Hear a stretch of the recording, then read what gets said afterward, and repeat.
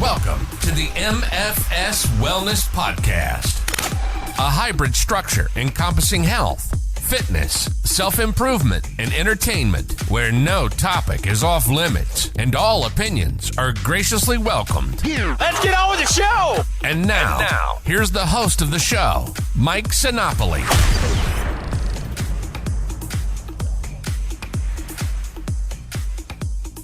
Welcome to the MFS Wellness Podcast. I am Mike Sinopoli, certified nutrition coach, consultant, counselor, call me whatever you would like. On this episode, a very special one at that, we're discussing addiction recovery and exercise.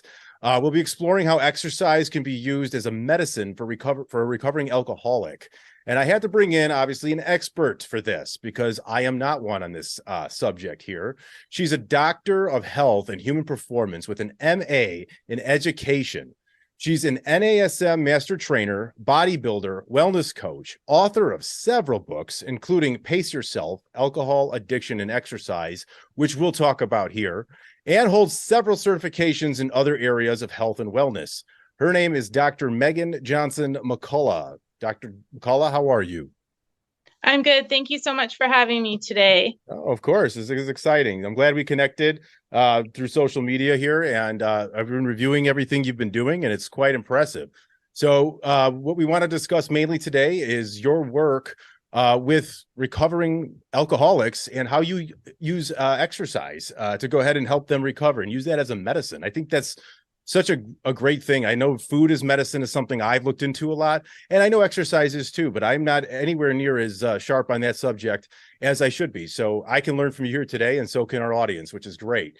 But to get started, if you go back, what was the main driver for you of fitness, wellness, and everything? What was your inspiration, and how did you kind of get started up with everything that you've gone ahead and created? Sure. So I've been playing sports my entire life. I got a basketball scholarship and played in college. And then afterwards, I wanted to do, just become like a high school basketball coach and PE teacher. And so I got my master's in physical education and health science. The world didn't quite pan out that way, as PE's the first teachers that they cut, and then they no longer have the health curriculum. So had I known that years ago, but then I became a personal trainer, which was another route to helping people and being in the active world. And let's see, for 11 years now, I've owned my own studio called Everybody's Fit in Oceanside, California. Prior to that, I worked, corporate America at a local gym for a while, and then I decided to take the risk and open my own place. From there, I've expanded my education. And then last year, I finished my doctorate in health and human performance. And so my research study was on the influence of exercise on alcohol use disorder. And the reason this came to be was because I grew up the daughter of an alcoholic. And when I was 21, I found my mother deceased on the bathroom floor. So it was a very traumatic incident for me. However, I got her best qualities. She's a perfectionist. She was a world champion baton twirler. So she was a Barbie. So I follow in her footsteps in all the positive ways. And she was a teacher. So I want to help people. And so I kind of combined the best of both the worlds that I'm in with fitness and then with, the experience with addiction. And that's how I came to be a drug and alcohol fitness recovery specialist. And I work with the Medical Fitness Network and then my own research.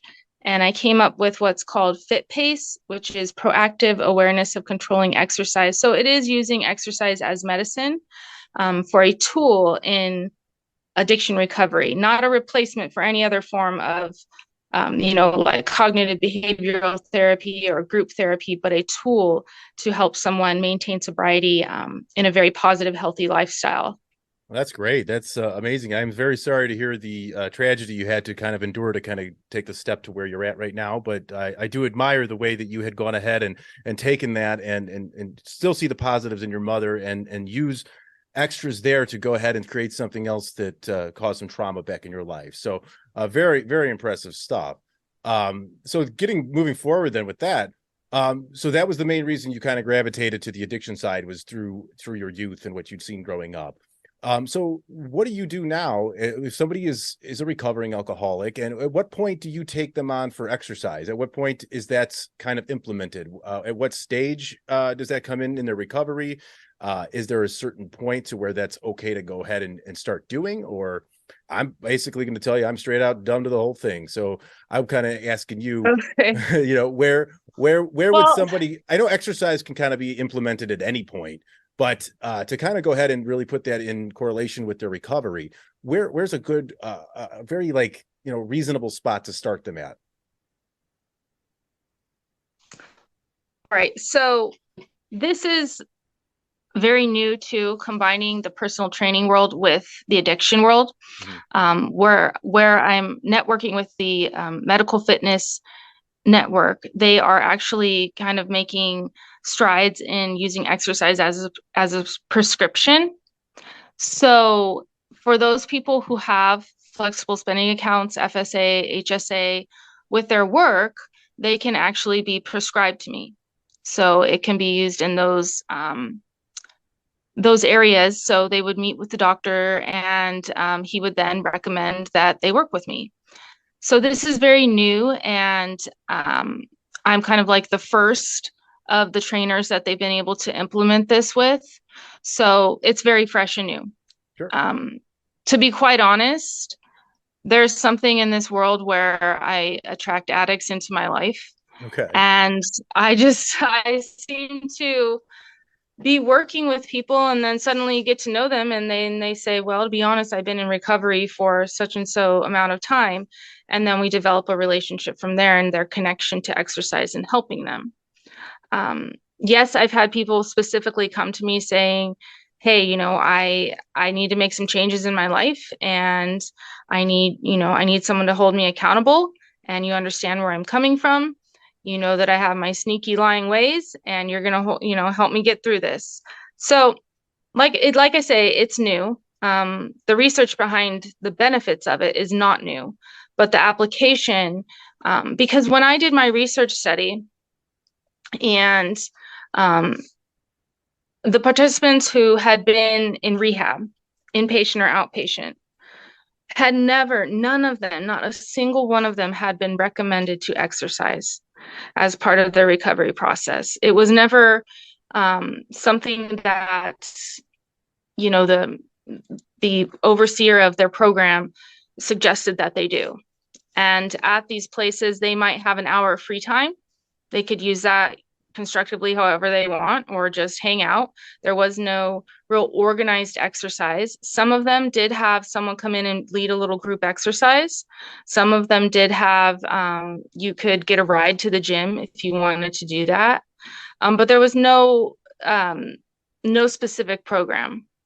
The only time they had really been recommended was, say, by their sponsor, who said, I keep myself busy. I try to go to the gym 3 times a week. That's what works for me. Maybe you should try that.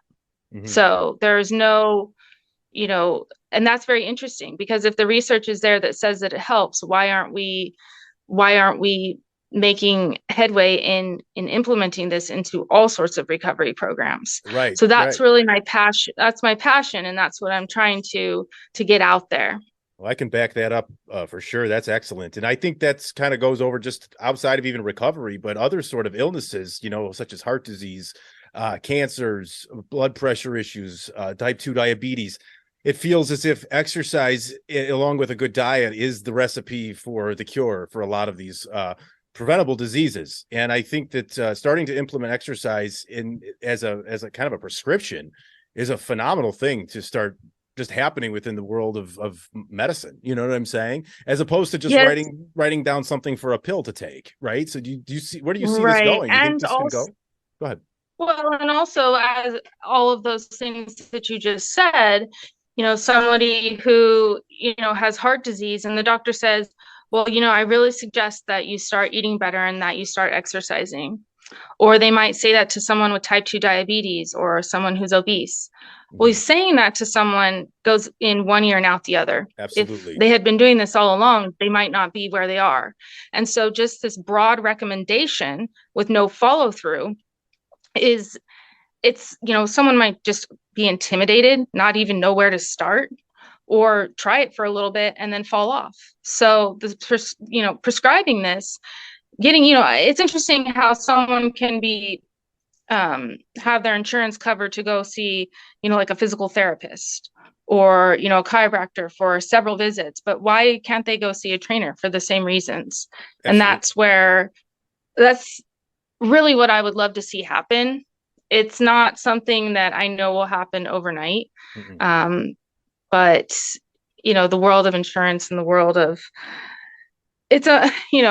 monetizing all of those things with medicine brings some complications, but it could happen. Right. And I agree with you completely. And I do understand, to kind of differentiate the doctor versus the trainer, the nutritionist or nutrition coach.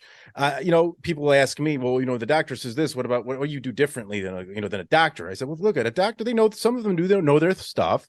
But the thing is, they see patient after patient. And they can't, they can tell you, hey, you got to exercise, you got to eat better, you got to do this. They tell you what to do, but they're on to the next patient. That's where the patient has to take the initiative to go ahead and hire somebody like you, like me, or something of the sort that can actually hold them accountable and hold their hand a little bit into this thing and get them acclimated. So many people, they just don't even, they will go to the gym and they'll be just either intimidated, blind on what to do, no fault of their own, just because they haven't been given the good instructions. And like you'd said, sometimes it's a financial thing. And that would be great if insurance would start covering something like that and take this nutrition and exercise thing to the next level. So while I get that they're prescribing things, the doctor should be there primarily, a lot of them, to go ahead and just kind of cure what's ailing you at right there on the spot, in a sense. And then the rest of it, your lifestyle needs to be coached by someone that's capable of doing that. Would you kind of agree that that's sort of probably the way that things should sort of go and the way they are? Well, it's all about scope of practice. So when a doctor, says you need to go see a nutritionist or you need to start exercising, you see, that's because the doctor is not a nutritionist. Their Right. strengths are whatever it is that you've come to see them for. Let them play to their strengths and then recommend and prescribe them to other people who their strengths are filling the gaps. So it's more of a comprehensive program, kind of like a teamwork, combining the fitness world and the medical world. And I don't see anything wrong with that. I think that I think it would be much more effective. And just to have an open communication. And then when this person goes back and sees the doctor again, we can see the progress and we can see the benefits and what needs to be altered and changed. Agreed with you. And now, to put something out there, there's theories, and I'm just going to call them theories because they're not my belief, but do you believe that the drug industry has their hand in anything of this sort, where this is something to still be pushing big pharma and things like that? I know that can sound a bit conspiracy theory-ish, but it's something that's talked about heavily in our space that I hear all the time. What's your thoughts on that? It very well could. Right now there's, like a shortage of Ozempic for type 2 diabetics, and it's just I've even had 3 of my clients just go and told that they were pre-diabetic and readily prescribed this instead of saying, okay, let's give it 2 or 3 months of consistent diet and exercise and let's, do your blood work again and see where the numbers are now. Mm-hmm. We do live in a world where medicine is readily available and it's readily prescribed. And we know that there's a whole, money-making industry part of it. But you and I don't know what goes on. And we're left to wonder.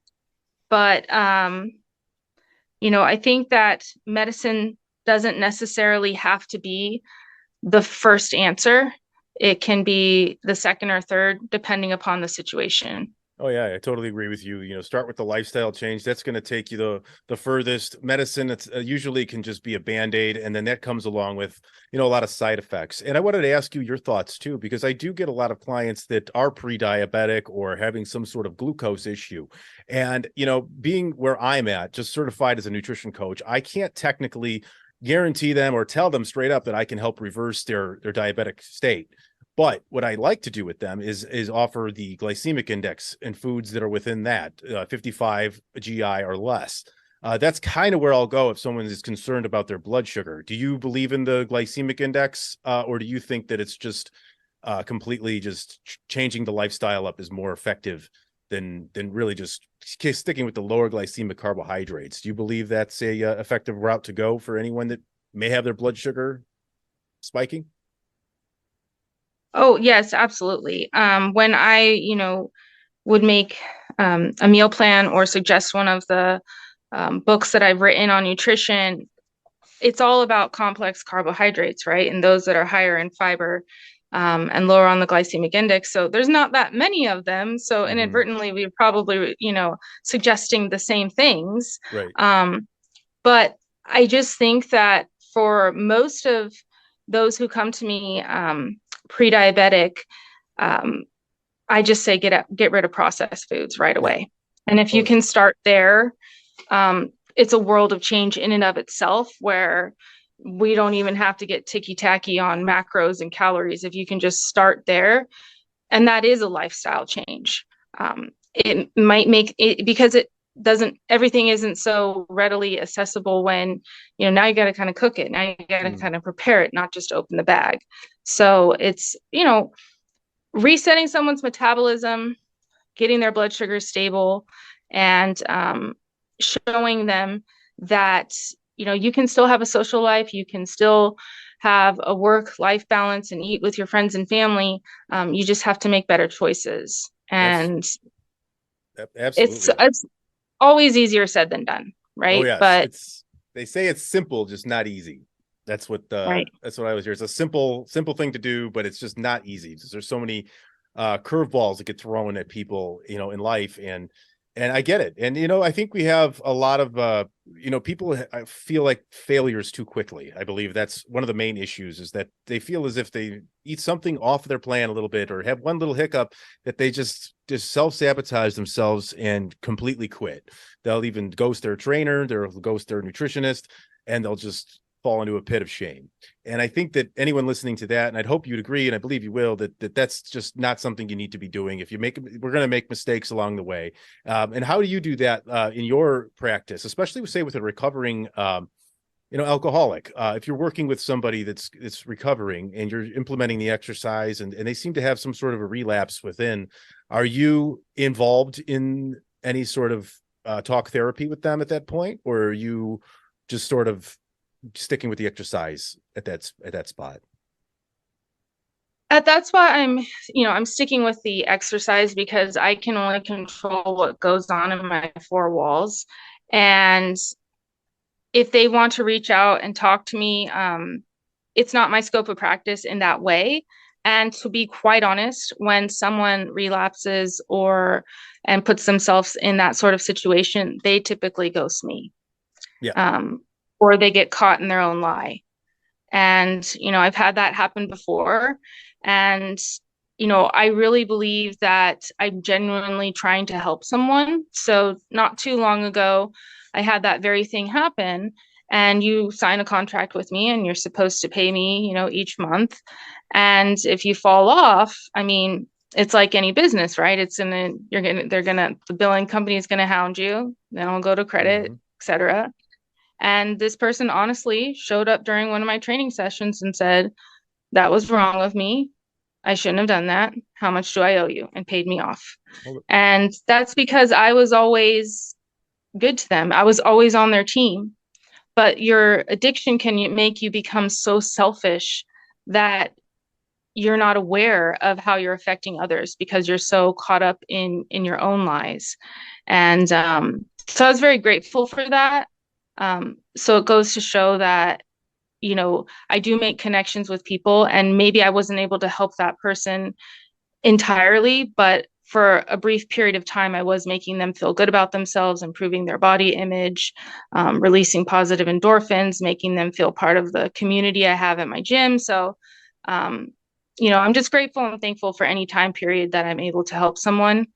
And, but it's like anything. If we're not able to help someone reach their weight loss goals, or they fall off, etc., sometimes they come back and sometimes they don't. But a lot of times it's sticking with it for the long haul, no matter if you're, an alcoholic or not. Exercise is something that we need to incorporate for the rest of our lives. Yeah, and absolutely. Again, it sounds so simple, but if you find something that works for you, stick with it. Yeah, I hear you on that. And that's pretty admirable too, that client came back to you and admitted that. And you must be treating them quite well for them to come back and have that sort of, they gave you the truth after all. So that shows good trust and good rapport with you and them. So I think that's fantastic. So to on a more positive note, so far I know you're sort of saying this is sort of a new project, you're kind of getting going with it, but do you have any specific success stories with it so far that you'd like to share? Something that really worked well, something that's shows that there's some future on the good future on the horizon here, and some optimism? Sure. I've actually just today, I had a client text me and say, I'm 13 years sober today. And I just wrote them back, I'm so proud of you. And they said, I'm very thankful for you.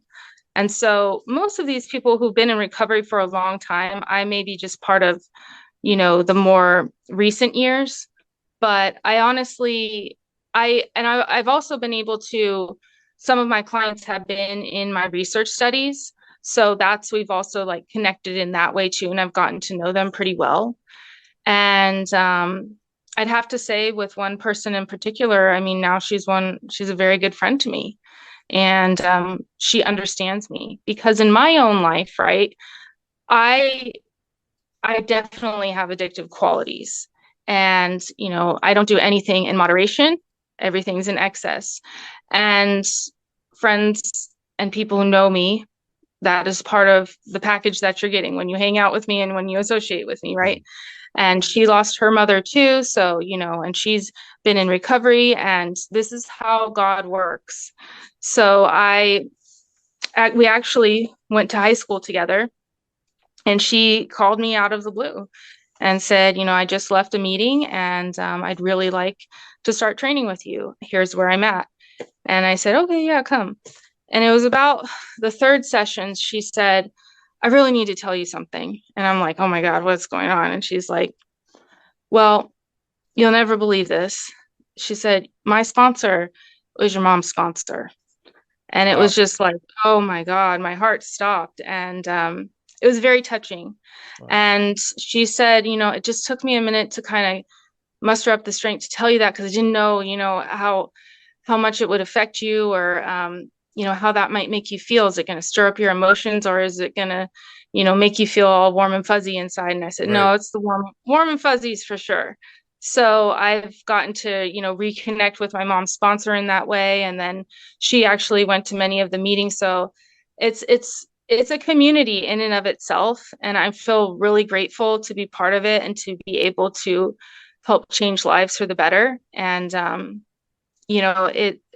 so my mom's with me every day when I'm able to do this. And it means a lot to me. Wow, that's an incredible story too, that how it kind of came full circle like that, and the associations and everything like that. It's just makes you wonder, about that divine intervention and such. So that is pretty cool. That is really cool. That is an awesome story. So moving along a little bit, it's kind of play off of that. So you began writing a book in regards to this, and you have one that's out there. And I had read it in the beginning. That is called Pace Yourself, Alcohol Addiction and Exercise.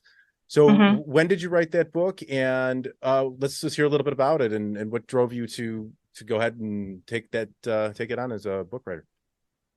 Sure. So this book, I was actually hired by an academic company called Elsevier, and they're a publishing company, and they had reached out to me because of my research study is one of the few qualitative research studies out there about addiction and exercise. Most of them are quantitative. That means that they're more data-driven.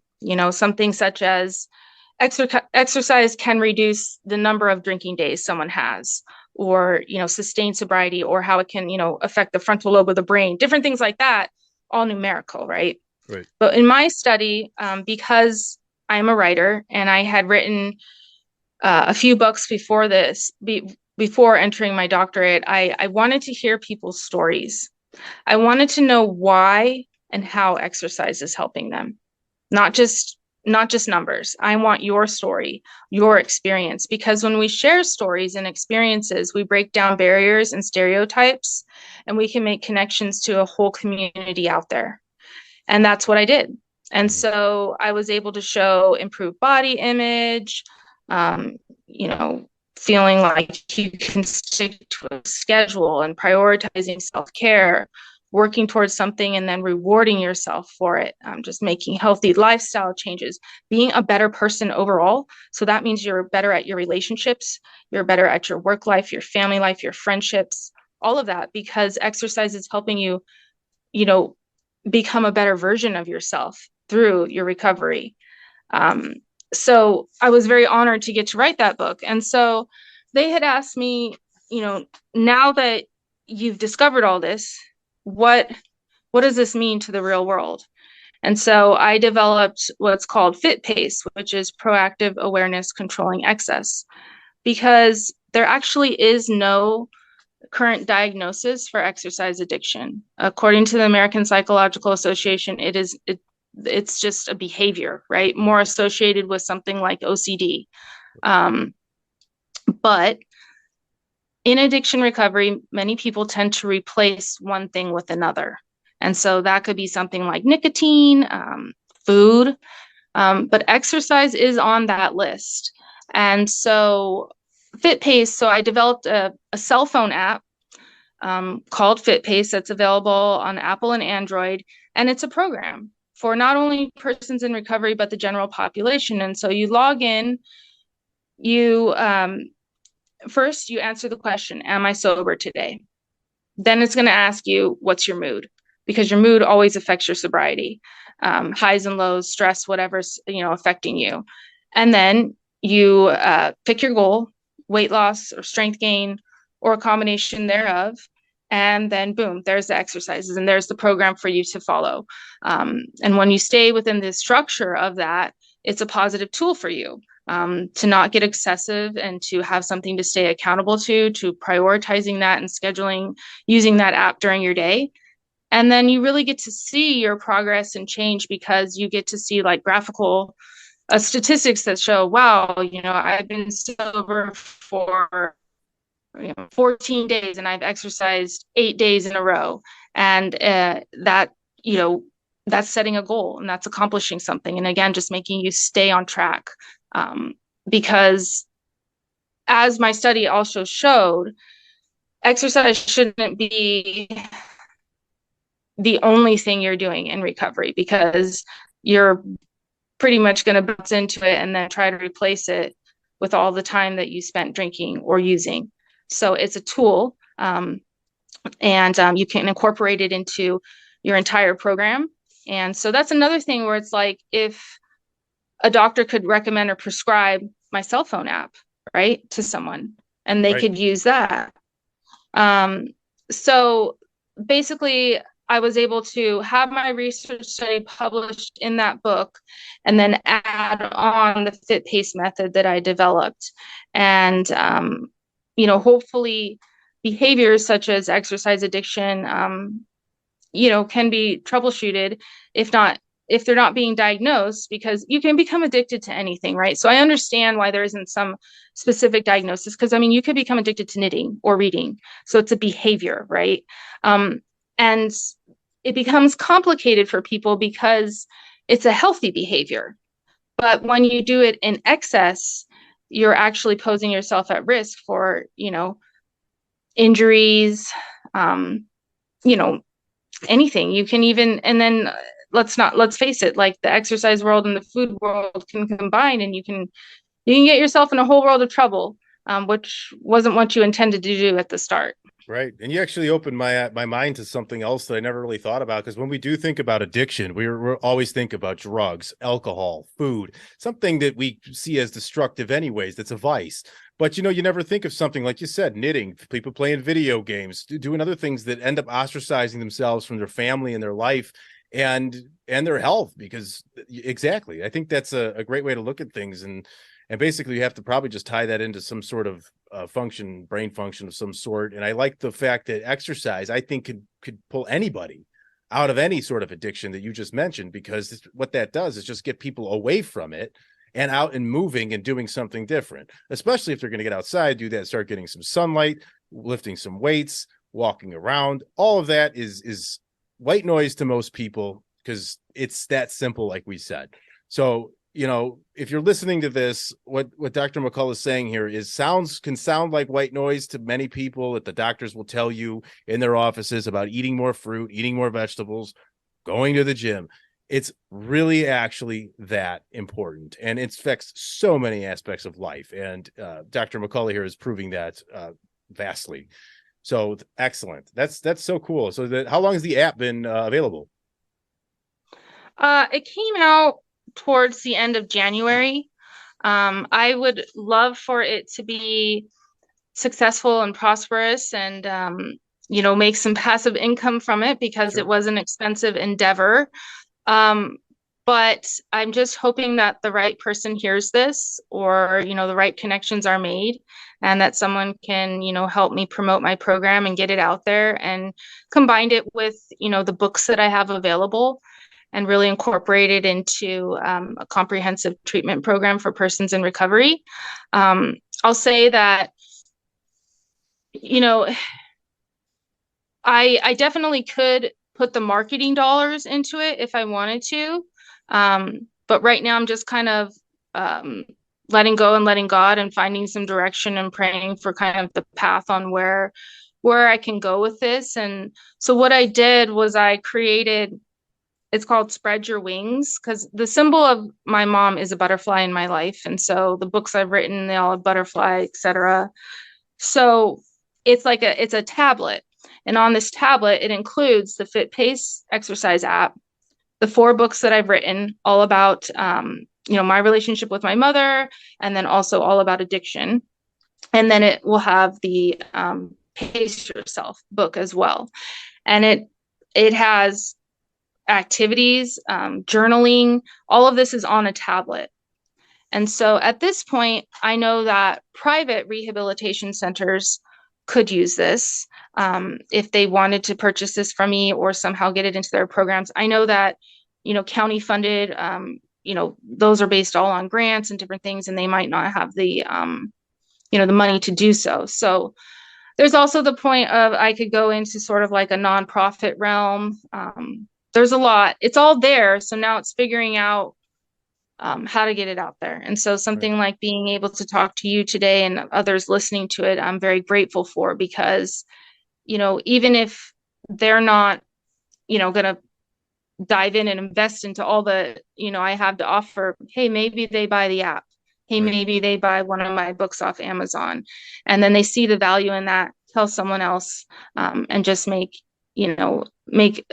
spread my community that I'm trying to reach. Absolutely. And I'd love to back that for you and help you out where I can. So if I do come across of anybody that is struggling with addiction and recovery, this is a new spot. That's why we network here. Something else to help other people out. Something I never knew even existed until just today. So I think that's very beneficial for someone like me to know, and anybody listening. If you have anybody in recovery, at the end of the show, I'll be giving you Dr. McCullough's contact info, so you can go directly to her and inquire more about the app and the book and any other programs of the sort. So going along here, I only have one more bullet point for you, but we can keep going to whatever else you think you'd like to discuss. I know you have something going on overseas, but before we get to that, best advice to those in recovery right now, maybe somebody's listening, or a family member, to those in recovery, what's the best way other than exercise? Where else do you believe to find a new baseline and to eliminate alcohol out of your life? What are some of your strategies outside of just exercise that can help somebody just put that demon out? I myself have been about over a year and a half alcohol free, and it has its struggles, but I did it, and I'm good where I'm at. So someone like me even would like to know too, where do you coach your clients at all who are going through this? Do you implement anything else with them to stay off of this toxin? Just, words of wisdom that maybe we've all heard before, but it is one day at a time. It is finding your higher power and a connection to whatever that might be. And it's knowing your why.